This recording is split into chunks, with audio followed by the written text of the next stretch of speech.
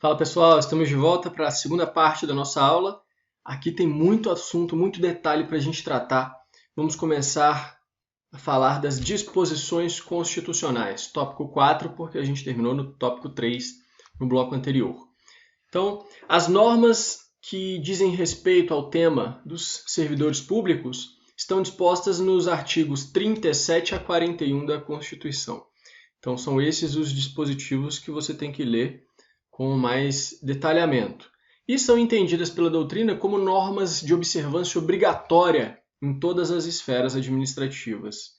São normas de absorção compulsória, como diz o professor Eli Lopes Meireles. Entre elas, então, embora de algum modo às vezes tratadas apenas como se fosse para o âmbito federal, elas na verdade se estendem a todas as entidades políticas. Elas vão tratar, e aí são vários assuntos, alguns exemplos aí na tela só para ver sobre o que a gente vai trabalhar. Acessibilidade a cargos públicos, funções e empregos, no inciso 1º do artigo 37. Obrigatoriedade de concurso público, no inciso 2º. Cargos em comissão e funções comissionadas, no inciso 5º. Greve no serviço público, inciso 7º. Contrato por prazo determinado, inciso 9. Sistema remuneratório de servidores, muito importante. E são vários incisos a partir do inciso 11. Acumulação de cargos, empregos e funções, que a gente vai ver ali no 16 e no 17. Responsabilização civil de servidor público, aí é uma aula específica que a gente vai ter, aula que vai tratar de responsabilidade civil do Estado. Exercício das funções eletivas por servidor, artigo 38. Aposentadoria, artigo 40, a gente vai falar do regime de previdência dos servidores. E a estabilidade, o último tema da nossa aula de hoje, no artigo 41. Então, praticamente tudo isso a gente vai tratar. Começando do começo, artigo 37, inciso 1º.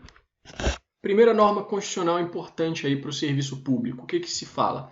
Os cargos, empregos e funções públicas são acessíveis aos brasileiros que preencham os requisitos estabelecidos em lei, assim como aos estrangeiros na forma da lei. Qual que é aquela velha interpretação que todo mundo já sabe, mas é bom a gente relembrar, do Supremo a respeito desse dispositivo, que ele consagra duas normas distintas. A primeira parte da norma, quando fala dos brasileiros, é norma de eficácia contida, como a gente estuda lá no direito constitucional. Significa que todos os brasileiros têm acesso a cargos, empregos e funções públicas. Todos.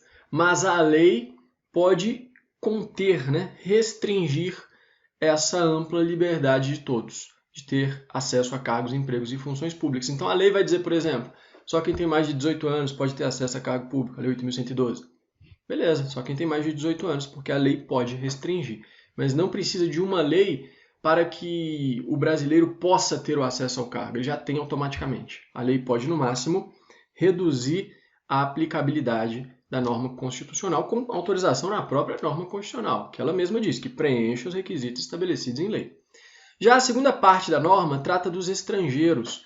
Nesse caso, o Supremo entende que é norma de eficácia limitada. Exemplo RE 439754. Norma de eficácia limitada no sentido de que para que ela tenha eficácia total, é preciso que haja uma intermediação legislativa que lhe estenda a eficácia e a aplicabilidade. Então, enquanto não tiver uma lei dizendo que o estrangeiro pode ter acesso a determinado cargo, o estrangeiro não tem acesso, fica na dependência de lei. Agora, lembrando que antes mesmo de leis que possam dar acesso a cargos, empregos e funções públicas a estrangeiros, já havia na própria Constituição uma norma que permitia a contratação de estrangeiros como professores e pesquisadores, lá no artigo 207, parágrafo 1º, que diz: é facultado às universidades admitir professores, técnicos e cientistas estrangeiros na forma da lei. Então já se admitia para universidades. Tranquilo, nesse primeiro inciso é só isso. Segundo inciso do 37. A investidura em cargo e emprego público, veja que a função permite a dispensa quando temporária, que é primordialmente o interesse aí das funções às quais não corresponde cargo ou emprego público, essas não vão depender de concurso. Mas a investidura de cargo ou emprego público depende de aprovação prévia em concurso público, de provas ou de provas e títulos. A partir da Constituição de 88 não existe mais concurso só de títulos. Tem que ter provas ou provas e títulos. De acordo com a natureza e a complexidade do cargo ou emprego, na forma da lei, ressalvadas as nomeações para cargo em comissão declarado em lei de livre nomeação e exoneração. Então há uma exceção à regra do concurso público já no próprio artigo 37, inciso 2, nomeações para cargos em comissão declarados em lei de livre nomeação e exoneração. A gente vai ver mais exceções, essa é só uma primeira. A doutrina fala que os fundamentos do concurso público são 3, se alguma questão de prova, por acaso, me inventar de perguntar isso. Princípio da igualdade, né, permite chances aí para todos. Moralidade administrativa, para impedir que se contrate pessoas violando a moralidade administrativa. Poderia até falar em impessoalidade também, né, mas o Carvalho Filho destaca a moralidade administrativa.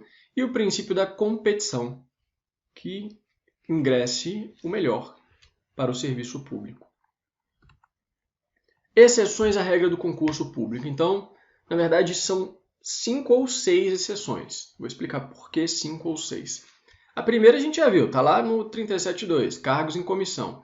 Exemplo, alguns dirigentes de empresas estatais não precisam prestar concurso, recebem cargos em comissão. Segunda exceção, a contratação temporária, como eu já havia falado, os servidores temporários lá do artigo 37, inciso 9 da Constituição, que a gente já estudou na parte 1 dessa aula. Também são exceções ao concurso. 3. Nomeações de membros de tribunais. Então, os conselheiros dos tribunais de contas, membros de tribunais superiores, ministro do Supremo. Já viu o ministro do Supremo fazer concurso? Ministro do STJ? Eles não fazem, eles são nomeados. Não é um concurso público, mas exercem cargo público, né? Aí vai entender se são agentes políticos, agentes administrativos, enfim. A gente já falou que o Supremo entende que os membros dos tribunais de contas são agentes administrativos, servidores públicos, comuns. Então, mais uma exceção à regra do concurso público. Cargos eletivos, preenchidos mediante voto popular. Então, os cargos eletivos também são cargos públicos, não dependem de concurso, mas do voto, né? Do voto da população, da chancela do povo, da escolha do povo. E uma quinta exceção que poucos conhecem, agora você sabe também, ex-combatentes que tenham efetivamente participado de operações bélicas durante a Segunda Guerra Mundial. Cada vez mais vai ficando mais difícil, né? Esses podem ser aproveitados no serviço público sem concurso, com estabilidade. Está lá no ADCT, artigo 53.1.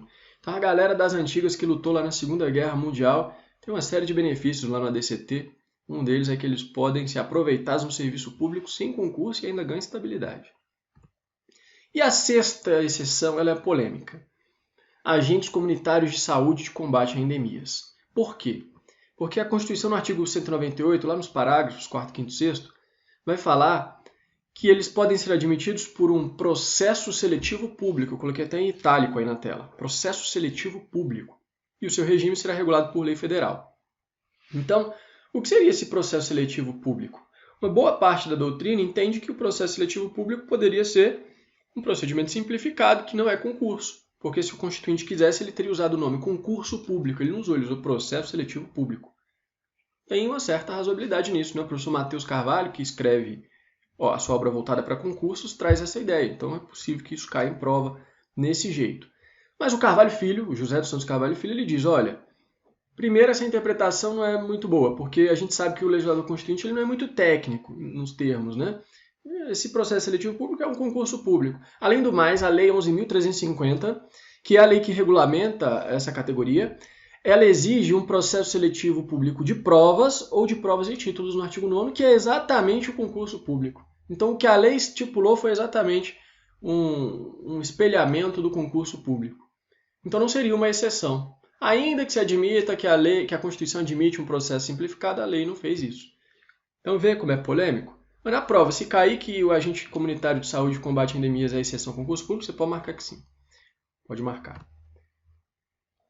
Exigência de concurso se aplica tanto para a administração direta quanto para a indireta, inclusive as empresas estatais que exploram atividade econômica. Todas as entidades da administração indireta, todos os entes da administração direta, todo mundo, para contratar pessoal, tem que ser por meio de concurso público, salvo as exceções que a gente tratou. Agora, apenas um destaque doutrinário, esse é aprofundado, não vai cair na sua prova, mas só para você ter o material mais completaço aí. O Celso Antônio Bandeira de Mello ele fala o seguinte, ó, a regra do concurso público há de sofrer uma certa atenuação, embora não elisão, então ela não é afastada, mas ela é atenuada, quando se trata de empresa estatal que explora atividade econômica. E aí ele diz, para tanto concorre não apenas a natureza industrial ou comercial, mas também, e sobretudo, o referido no artigo 173, parágrafo 1º, inciso 2 da Constituição, que diz que elas devem se submeter ao mesmo regime das empresas privadas, inclusive no que toca às obrigações trabalhistas.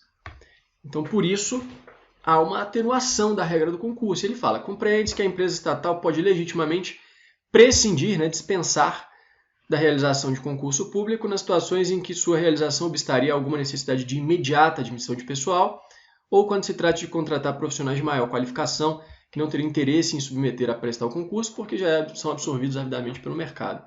Então, há uma certa mitigação da regra do concurso nas empresas estatais que exploram atividade econômica, mas para elas também já existem os cargos de comissão lá dos seus dirigentes. Então é uma pequena mitigação apenas. Mas na prova, como é que você vai marcar? Vai lembrar disso? Não, você vai marcar igual está aqui, ó. Questão 2019, CESP, analista ministerial. O provimento de vagas, tanto na administração direta quanto na indireta, deve ser feito por concurso. Certo, acabou. Isso que a prova vai querer saber. Bom, já vimos que a contratação irregular fora de concurso público para os seletistas e também para os servidores temporários enseja não apenas o recebimento da sua remuneração, como também o levantamento do FGTS. Mesma coisa vale aqui para os servidores estatutários, a diferença é que eles não têm FGTS, né? Então, é nula a contratação de pessoal pela administração sem o concurso público, salvo nas exceções constitucionais, razão pela qual não gera quaisquer efeitos jurídicos válidos em relação aos ocupantes do cargo público nele regularmente investidos, salvo a remuneração pelo tempo trabalhado. Então, eles têm direito à remuneração. Outra questão importante que o Supremo definiu, e que na prática trouxe muitos problemas, eu conheço muitos casos concretos.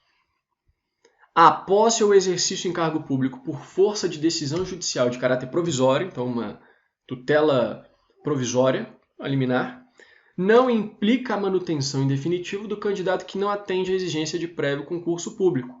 Valor constitucional que prepondera sobre o interesse individual do candidato que não pode invocar o princípio da proteção da confiança legítima, pois conhece a precariedade da medida judicial. Isso que você vai marcar na prova. Então, aquela pessoa que faz o concurso, é reprovada no concurso público pela banca examinadora, mas acha que houve uma reprovação ilegítima, busca a justiça confere a tutela provisória, cautelar, para que ela possa continuar realizando o concurso a fim de assegurar posteriormente a sua posse, ou o seu direito a ser servidor. E, inclusive, na liminar permite que lhe dê posse já. E essa pessoa toma posse e começa a exercer o cargo público durante 2, 3 anos por força de liminar. Chega na decisão de mérito, pedido julgado improcedente, revoga-se a liminar. E aí, o candidato pode utilizar-se do princípio da proteção da confiança legítima para falar, olha, mas eu já estou aqui no cargo, eu larguei e abandonei toda a minha vida anterior para ficar aqui agora como promotor de justiça, já estou há 3 anos. Não é razoável que eu saia do cargo agora. Inclusive, tem casos que a questão era a discussão do tempo de atividade jurídica. A pessoa tinha 2 anos e 10 meses, faltavam 2 meses.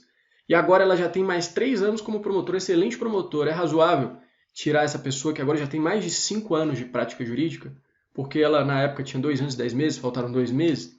É um caso mais difícil, né? Mas na prova você vai marcar, ela dançou, porque ela sabia que a liminar podia cair, ela tomou posse precariamente.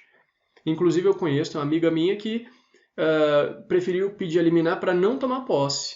E ela, subjúdice, passou no concurso do TJDFT para juiz e até hoje está esperando a decisão de mérito. Preferiu não tomar posse por conta disso. Vai largar toda a vida, o cargo que ela já tem antes, para ficar ali numa situação instável, né?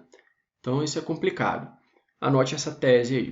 O que mais? Outra questão que tem a ver também. A nomeação tardia de candidato aprovado em concurso, por meio de um ato judicial, a qual atribuída eficácia retroativa, não gera direito a promoções ou progressões funcionais que alcançariam houvesse ocorrido a tempo e modo da nomeação.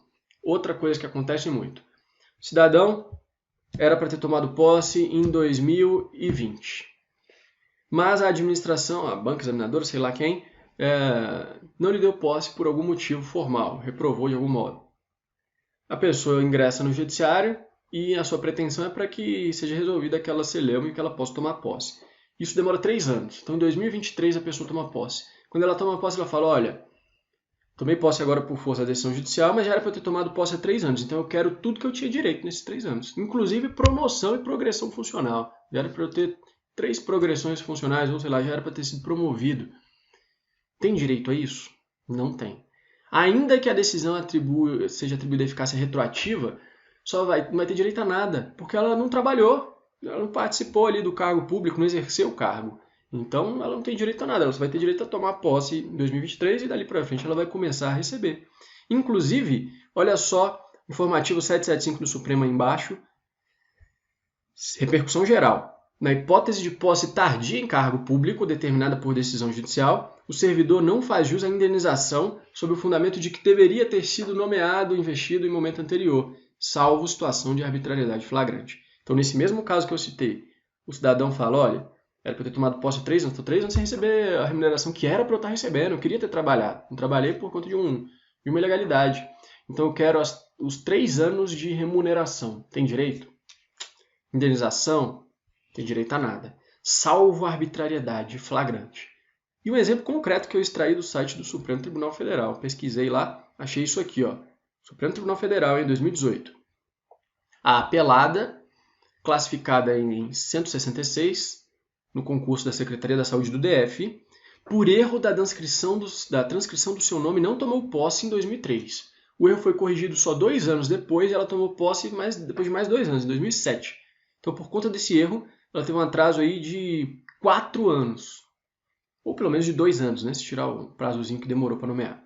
O retardamento da investidura ocorreu devido a erro grosseiro da administração que confundiu a candidata Maria Onessima Tavares de Pinho com a autora, que se chama Maria Oneide Alves de Mello. Então, a administração confundiu o nome da mulher. Olha que o nome do começo é até parecido, né? Maria Onessima com Maria Oneide. Mas o resto não tem nada a ver, é inacreditável, é injustificável que se confunda o nome do candidato aprovado. Então, aí o Supremo falou exatamente isso. Ó. Tal confusão é injustificável, pois os sobrenomes das duas são completamente diferentes.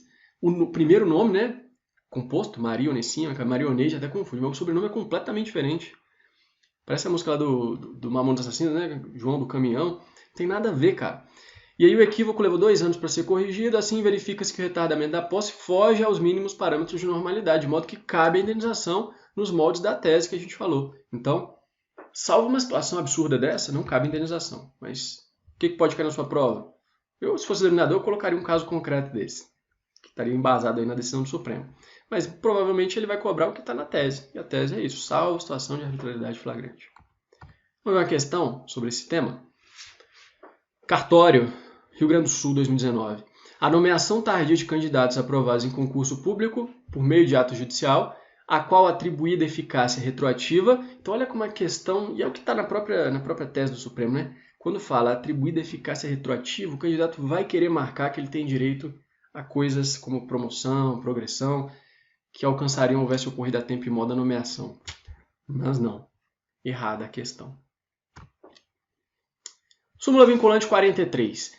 É inconstitucional toda modalidade de provimento que propicia ao servidor investir-se sem prévia aprovação no concurso destinado ao seu provimento em cargo que não integra a carreira na qual anteriormente investido. Súmula vinculante 43 diz, novamente, que existe a regra do concurso público e só nas exceções constitucionais que ela pode ser afastada. Então, pode o servidor se investir em um cargo para o qual ele não prestou concurso? Não, porque estão banidas as duas figuras da ascensão e da transferência. Exemplo de ascensão. O servidor passa para policial civil, agente de polícia civil do DF.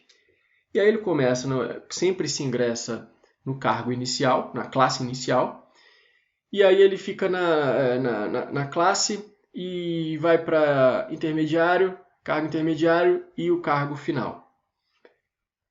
Chegou no topo de agente de polícia civil. Ele pode passar para o cargo de delegado de polícia? Não, porque isso seria ascensão. Para ser delegado de polícia, ele tem que prestar um concurso específico. É diferente de ele ser promovido naquela classe inicial para a classe intermediária, depois para a classe final dentro do próprio agente de polícia. Isso é promoção. Agora, isso não se confunde com a ascensão, que você passa para um outro cargo que exige um outro concurso. E a transferência? A mesma coisa, só que lateralmente. Então vamos supor que eu passei para policial legislativo da Câmara dos Deputados. Trabalhei lá de 2014 a 2017. E aí de algum modo, eu quero transferência para ser policial legislativo do Senado Federal. Posso ter essa transferência? Não pode. Para eu ser policial legislativo do Senado, eu tenho que prestar o concurso do Senado. Não posso, só porque são carreiras parecidas, as duas são polícias legislativas, migrar, ser transferido para lá. Isso viola a regra do concurso público também. A situação distinta, eu nunca vi cair em prova, que é bem aprofundado, mas anota aí, é aquela em que uma nova carreira, diz o Carvalho Filho, inclusive cita Entendimento Supremo, AD 3.720, aquela em que uma nova carreira é criada por lei e ela recebe atribuições anteriormente conferidas a carreiras diversas, permitindo que o integrante da carreira antiga possa optar pela nova carreira. Então, o direito positivo cria uma nova carreira e essa nova carreira vai ter atribuições que antes eram de uma carreira antiga. São transferidas as atribuições. A lei pode permitir que aquele servidor da carreira antiga opte pela nova carreira. Exemplo, procuradores de Estado que, por força de lei, puderam optar pela carreira da Defensoria Pública com autorização legal. A Defensoria Pública foi criada há pouco tempo, vem sendo ainda instituída. Então, alguns locais houve lei em que as atribuições que antes eram de procuradores do Estado passaram para a recém-criada Defensoria e a lei permitiu que os procuradores optassem em continuar como procuradores ou que passassem para o defensor público, porque eles iam exercer as mesmas atribuições, só que agora na nova carreira isso é permitido. Isso não configura ascensão, nem transferência, nem burla a súmula vinculante 43. Terceiro inciso do artigo 37, a gente vai falar de todos não, tá? Mas vamos falar dos principais. O prazo de validade do concurso público será de 2 até 2 anos, então pode ser de 1 ano, 6 meses, mas até 2 anos, prorrogável uma vez por igual período. A interpretação que se faz da norma segundo a doutrina é que a prorrogação é por igual período mesmo. Então, não é porque o concurso teve validade de 1 ano que eu posso prorrogar por mais 3, porque o total seria 4, né? Não, o concurso foi de 1 ano, então eu posso prorrogar por mais 1, né? Fechando 2 anos. A prorrogação é ato discricionário do poder público, o Supremo já definiu, citou em um julgado na tela. Prorroga se quiser, se houver interesse público, não é obrigatório. E que mais? Sendo praticado qualquer ato de investidura sem observância da regra do concurso público ou do prazo de validade do certame, será nulo. Será nulo. E a nulidade não só do ato deverá ser decretada, como também a punição da autoridade responsável nos termos da lei. Pode ser da lei que rege o estatuto, né, do servidor, ou a própria lei de improbidade administrativa 8429 também pode prever ali a punição para a autoridade responsável que pratique atos sem observância da regra do concurso ou fora do seu prazo de validade. 37.4. Durante o prazo improrrogável previsto no edital de convocação, aquele aprovado em concurso público será convocado com prioridade sobre novos concursados para assumir cargo ou emprego na carreira.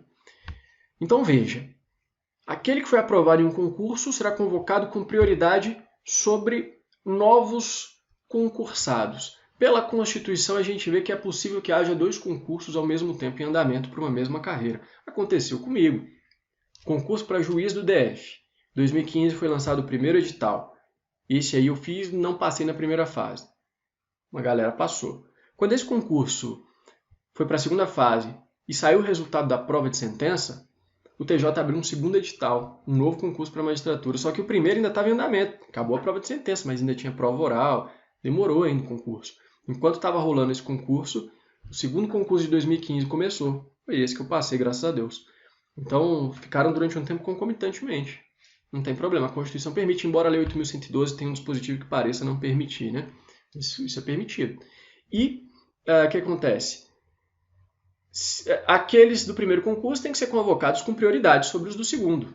Só quando esgotar ali os do primeiro, que não vai, né? O cara passou dentro do número de vagas no primeiro, mas começa a chamar já o pessoal do segundo. Óbvio que não. Inclusive, isso traz aquele velho tema de prova, vamos colocar agora de maneiras definitivas aqui no seu material, sobre o direito subjetivo à nomeação do candidato aprovado.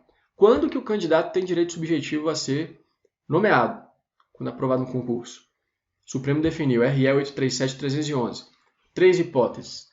Quando a aprovação se dá dentro do número de vagas previstas no edital. Então, o edital previu 10 vagas, o cara passou em 10º, ele pode ficar tranquilo, salvo uma situação que eu vou tratar com vocês, ele pode ficar tranquilo que ele vai ter direito a se nomear. Pode demorar a ser no último dia do prazo de validade do concurso. Ele tem que ser nomeado. Segunda hipótese. Quando houver preterição na nomeação por não observância da ordem de classificação. Então, ele passou fora do número de vagas. Eram 10 vagas, ele passou em 13º. Mas aí ele passou em 11º, vamos colocar, uma vaga além do número. Aí chamaram os 10 primeiros, depois chamaram o 12º. Opa, teve uma preterição, então, porque tem vaga para mais um. Vai ter, o que está em 11º, ele foi preterido, ele vai ter direito subjetivo. E a terceira hipótese, quando surgirem novas vagas ou for aberto um novo concurso durante a validade do certame anterior e ocorrer a preterição de forma arbitrária e motivada, o exemplo que eu falei dos 2 concursos ao mesmo tempo. Então, basicamente, quando estiver dentro do número de vagas e quando houver preterição da ordem de classificação. É mais ou menos isso. Agora, detalhes. O Supremo já tinha tese e continua tendo no sentido de que tem direito subjetivo à nomeação o candidato aprovado dentro do número de vagas previstas no edital. Nesses casos, a administração tem um dever de nomear, salvo situações excepcionalíssimas plenamente justificadas. Então, mesmo se você passar dentro do número de vagas, é possível, excepcionalmente, em uma situação plenamente justificada, que a administração não te nomeie. Mas isso é excepcional, mas pode ocorrer. Vamos dar um exemplo, tempos de pandemia. A pandemia deu um quiprocó aí no sistema financeiro, econômico do mundo todo e tal. E aí o cara tinha sido aprovado em número de vagas, mas mudou totalmente a questão orçamentária de gastos dos órgãos e entidades públicas. Seria, em tese, uma situação que justificaria a não convocação de servidor aprovado dentro do número de vagas. Inclusive em varas cíveis, quando eu atuo de vez em quando chega um mandado de segurança, um casozinho envolvendo um servidor que não foi nomeado, e aí, às vezes dentro do número de vagas, e vem a justificativa lá do Banco do Brasil, sei lá de quem, dizendo que é uma situação de grave crise econômica e não sei o quê. Tem que analisar com cautela, mas eu não vou falar de questão judicial, é vedado pelo Código de Ética da Magistratura, mas enfim. Então é isso. E o STJ, o que ele fala? A contratação de servidores temporários ou o emprego de servidor comissionado, terceirizado, estagiário por si sós, não caracterizam preterição na convocação e na nomeação de candidatos do concurso. Tampouco autorizam a conclusão de que tenham automaticamente surgido vagas no quadro efetivo a ensejar o chamamento dos candidatos aprovados em cadastro de reserva ou fora do número de vagas. Qual que é a tese que sempre cai aí, né? A grande tese no mundo prático do dia a dia, nas varas cíveis? O cara fala, olha, beleza, não passei dentro do número de vagas, mas o órgão público, depois de chamar todo mundo do número de vagas, das vagas do edital, ele está contratando um monte de terceirizado, estagiário, comissionado, servidor temporário. Então eles estão burlando aí, era para chamar a galera do cadastro de reserva, sei lá, os próximos da lista, mas eles estão contratando servidor temporário. Pode ocorrer de realmente estar acontecendo, de estarem burlando a contratação de servidor do quadro efetivo, utilizando-se de servidores temporários ou terceirizados? Pode ocorrer. Mas isso por si só não é fundamento para dar procedência à pretensão daquele cidadão. Porque pode acontecer também de as vagas que os temporários, os terceirizados, os estagiários estarem ocupando as funções que eles estiverem exercendo não serem correlatas àquelas do quadro efetivo. Porque são situações diferentes. Então não adianta só chegar com esse argumento, eles estão chamando de servidor temporário. Vai ter que analisar o caso concreto. E na prova pode cair exatamente essa tese, está inclusive na jurisprudência em teses. Aquelas teses que o STJ divulga de vez em quando. Então essa frasezinha que está aí grande, né, pode cair na sua prova, anote. O que mais? Restrições em concursos. Aqui é um tema batido também, então vamos falar mais rápido, senão a aula vai ficar muito grande, né? Súmula 683 do Supremo. É legítima a previsão de limites de idade em concursos quando justificada pela natureza das atribuições do cargo. Então pode prever idade máxima de 35 anos para cargo policial? Se for justificado pela natureza do cargo policial pode.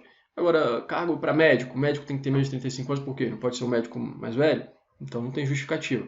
Vai depender da previsão legal e não apenas no edital. O edital só pode prever restrições se houver previsão em lei. Então previsão em lei, previsão no edital e compatível com a natureza do cargo. Mesmo se diga para limites de altura, restrições de gênero, pode ter altura máxima, máxima não, né? Altura mínima de 1,60 m para alguns concursos.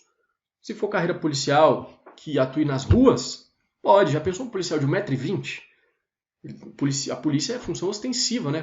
Pelo menos a polícia militar. Então, se tiver um policial de 1,20 m, o bandido vem correndo, pisa, não passa por cima do cara, nem vê. Tem que ter uma altura mínima para exercer bem a sua função. Agora, cai sempre em prova. E o escrivão da polícia? Agente de polícia civil, escrivão, fazer prova para escrivão. É permitido o edital prevê, com base em lei, prevê altura mínima? Não, inconstitucional. Por quê? Porque o escrivão ele pode ter 1,10 m. Desde que ele consiga digitar bem, ele bota o banquinho lá, digita com o teclado, assim, se ele for bem na prova prática, ele tá valendo. Não precisa ter altura mínima que ele não vai para a rua. Outro que sempre cai em prova, também já definido pelo Supremo. Bombeiro médico. Bombeiro especializado para a área, pro cargo médico. Precisa ter altura mínima? Não, cara. Idade mínima? Não. É diferente do bombeiro que atua nas atribuições normais. Beleza? E restrição de gênero? Pode concurso só para homem, só para mulher? Mas e a igualdade dos direitos, não sei o quê? Não tem nada disso, questões políticas. É questão de necessidade da administração pública. Exemplo que está em lei, está na LEP, Lei de Execução Penal, 7.210.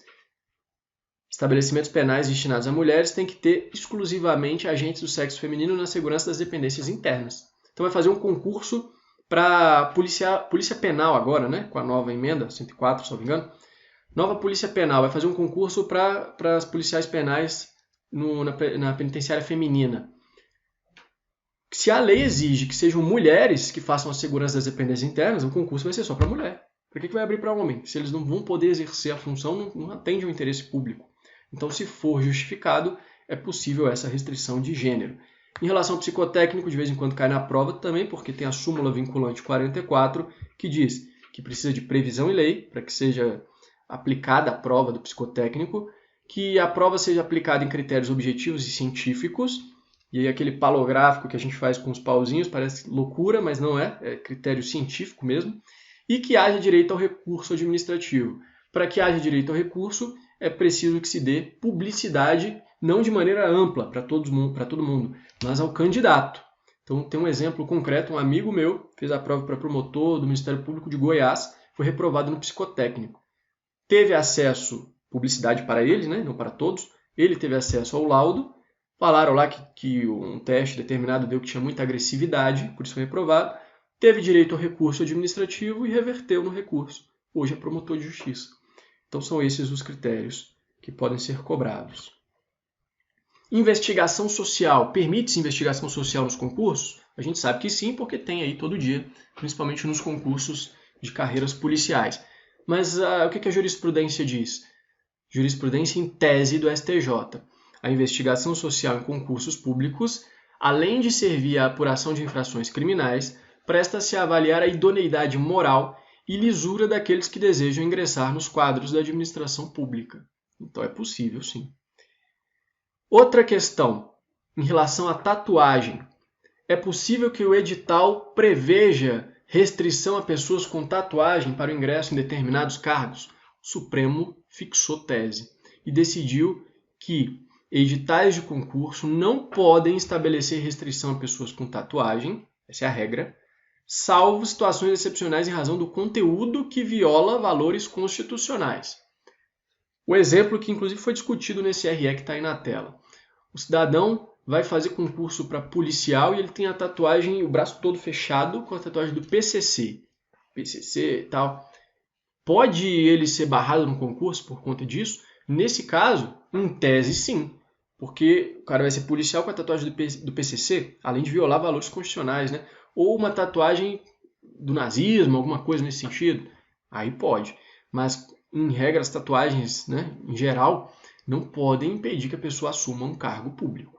Beleza? Então essa é a tese do Supremo. É isso. O que mais? Cláusula de barreira?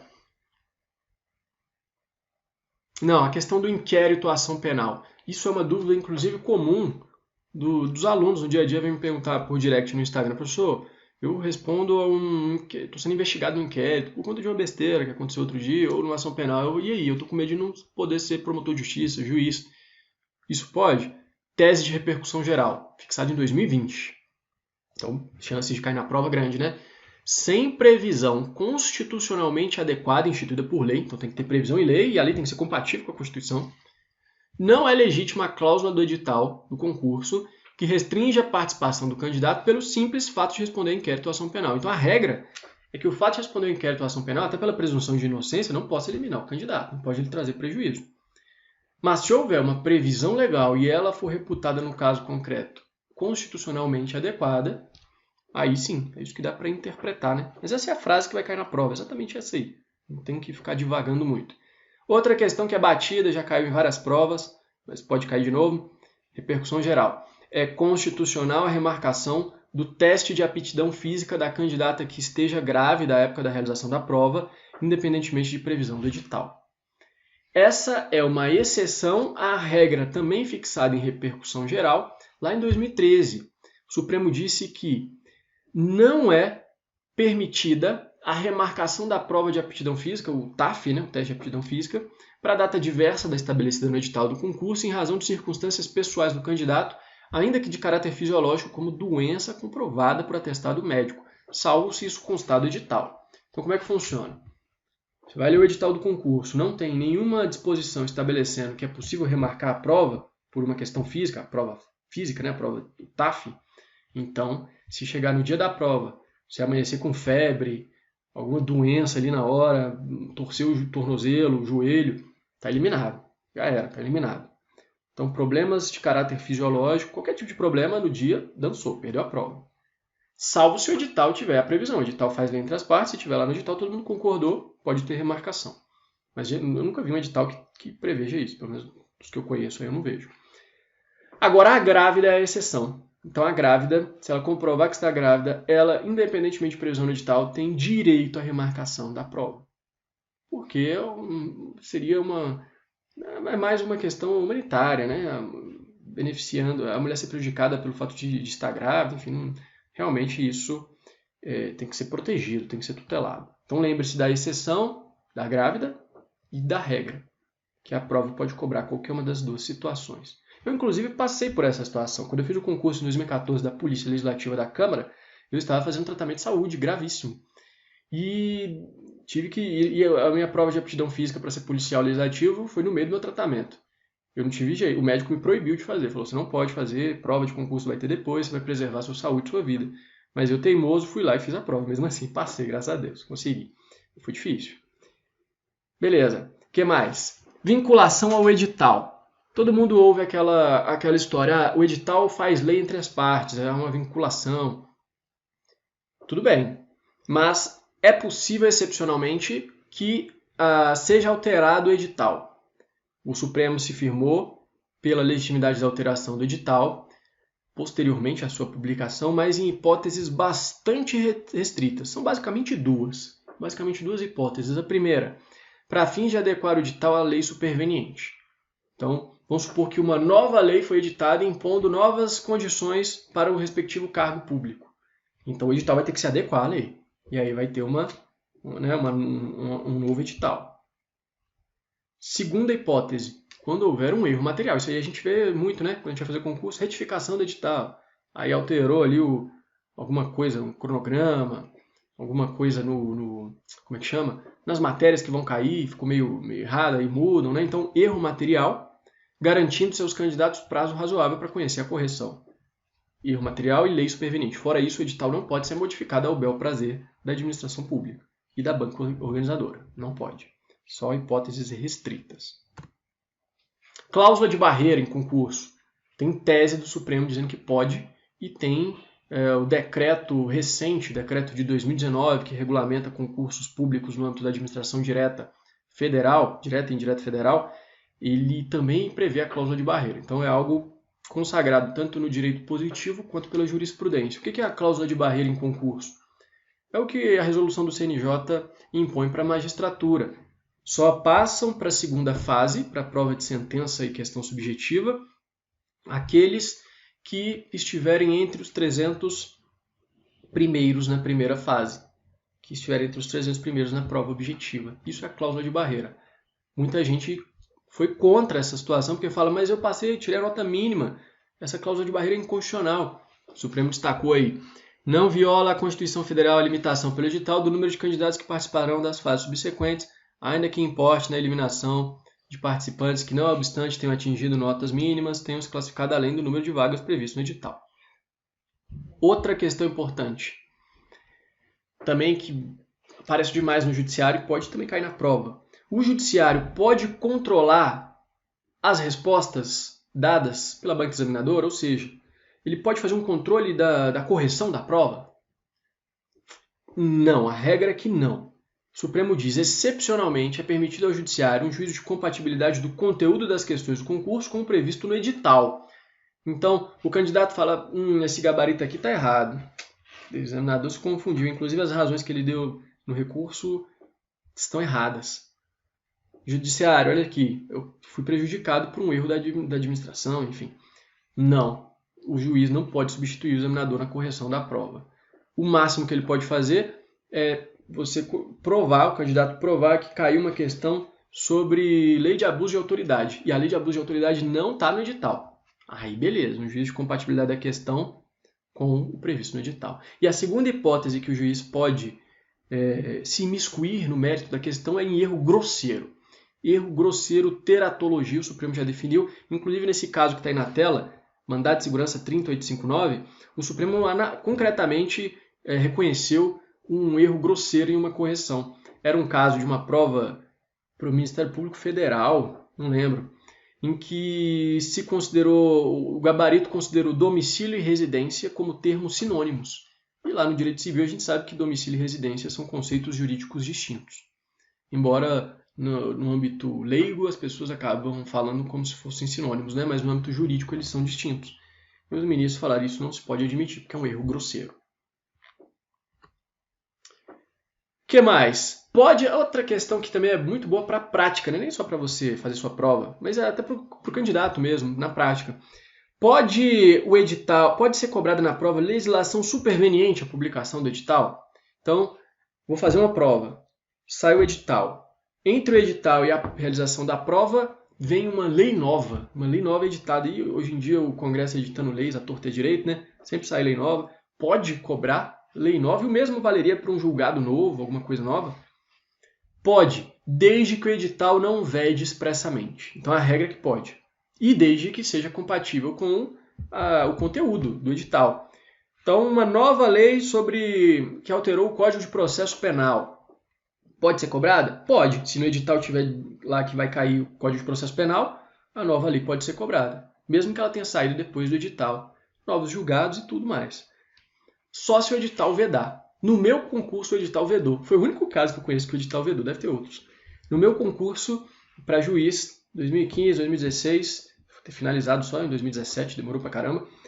Era a época de edição do novo CPC 2015, e a vigência seria em março de 2016, mais ou menos. E aí, em uma determinada fase do concurso, o edital falou, nessa fase não vai ser cobrado o novo CPC. Primeira fase, só o CPC 73. Segunda fase, não lembro. E aí falava lá expressamente que na prova oral podia cobrar o novo CPC. Então, o meu edital vedou expressamente a cobrança do novo CPC no momento ali de transição. E eu acho que mesmo numa etapa que foi feita depois não lembro. Mas enfim, se o edital vedar expressamente, aí não se pode cobrar a legislação superveniente. Mas se não vedar, pode cobrar. O que aparecer depois do edital, se encaixar no conteúdo do edital, pode ser cobrado. Olha uma questão aí para procurador do município, João Pessoa. Tem família lá em João Pessoa. Para o STJ é vedado à banca examinadora de concurso exigir em questão de prova conhecimento de legislação superveniente à publicação do edital? Errado. Pode. Inciso 5 do artigo 37.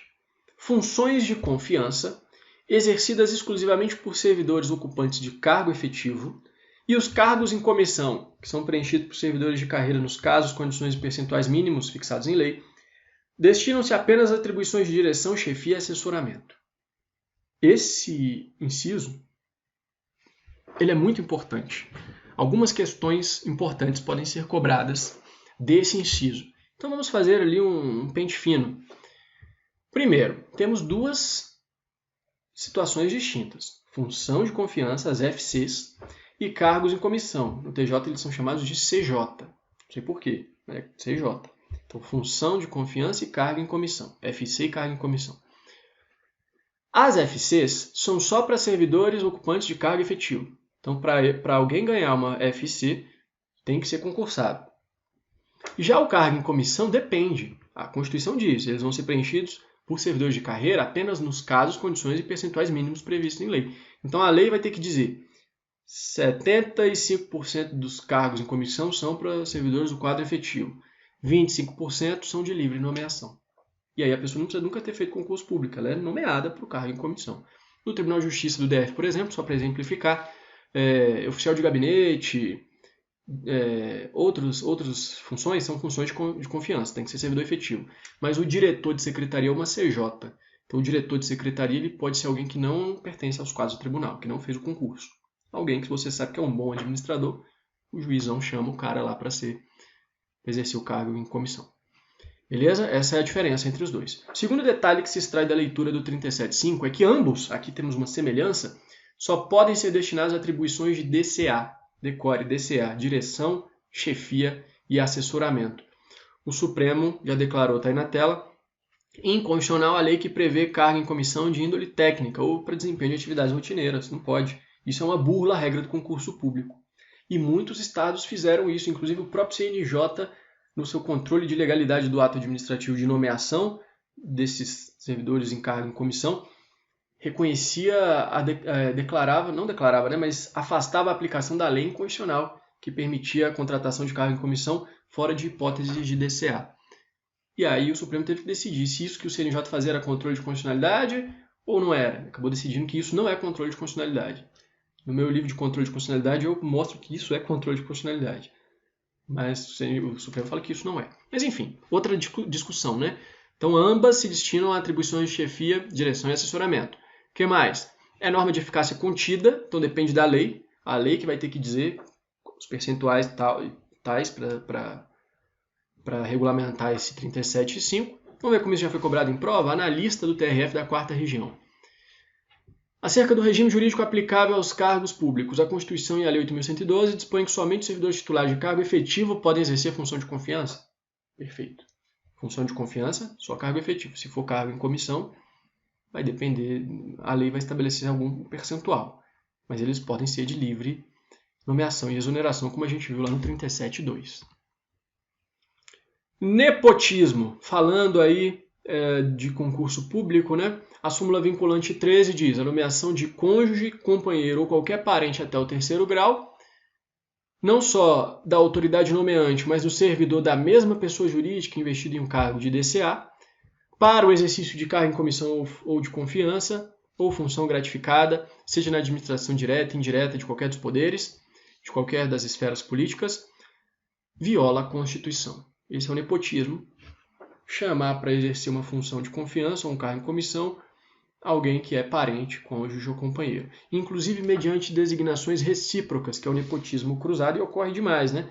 O cara quer colocar um parente, o cara é deputado, quer botar o parente lá no cargo, lá no serviço público, lá na Câmara. Aí ele faz um acordo com o senador chama a mulher dele, do deputado, e o deputado chama a mulher do senador. Quando é cruzado só assim é mais fácil de pegar. Eles fazem cruzado com vários, envolvendo várias pessoas. Aí quase impossível de descobrir. A proibição do nepotismo decorre diretamente da Constituição, tem aplicabilidade imediata. Então, o Supremo decidiu. A súmula vinculante 13 retrata a incidência direta de princípios constitucionais. Moralidade, blá, blá, blá. Então, não precisa de lei para essa proibição. Não precisa de lei. Inclusive, por conta disso, olha o que já decidiu o Supremo. Não é privativa do chefe do Executivo a competência para iniciar o projeto de lei sobre nepotismo na administração pública. Pegadinha, né? Por quê? Porque tudo que envolve regulamentação na administração pública, regime de pessoal, remuneração, é o chefe do Executivo que tem a reserva de iniciativa. Está lá no artigo 61, parágrafo 1º da Constituição. Isso no âmbito do Executivo, né? No âmbito do Judiciário e do Legislativo, cada poder tem sua independência. Mas, enfim, nas provas cobram geralmente a ideia geral, que é o presidente da República. Mas, para a questão de regulamentação do nepotismo, de proibição, não precisa a lei ser de iniciativa do presidente, porque nem de lei precisa, então não precisa ser do presidente, do chefe do executivo. E a exceção que todo mundo já conhece é para nomeação para cargos de natureza política. A súmula diz respeito a cargos comuns, não cargos especiais políticos. Então, o servidor comum aí do dia a dia. Agora, para cargo político, pode nomear parente, salvo situação de fraude à lei, já definiu o Supremo. Essa fraude à lei, nas palavras do Barroso, que é acompanhado pelos demais ministros, só quando houver inequívoca falta de razoabilidade, comprovada pela ausência manifesta de qualificação técnica ou de inidoneidade moral. Então, a ausência manifesta de qualificação técnica, um exemplo aqui teratológico. O cidadão nomeia para ser secretário da educação, o ministro da educação, no âmbito federal, o seu irmão que é analfabeto. Não dá. Ou inidoneidade moral. Nomeia para ser o titular da pasta lá dos direitos humanos, o cara que é condenado por estuprar 20 crianças. Teve 20 condenações, foi porque é parente, não pode. Né? Então, inidoneidade moral, multirreincidente, e o outro analfabeto, falta de qualificação técnica. São exemplos bem gritantes, e aí o caso concreto que vai resolver. Mas o Supremo já falou, olha aí, 2 julgados do Supremo. Não configura nepotismo, ao menos abstratamente, né? Sem ver se tem a falta de razoabilidade lá no caso.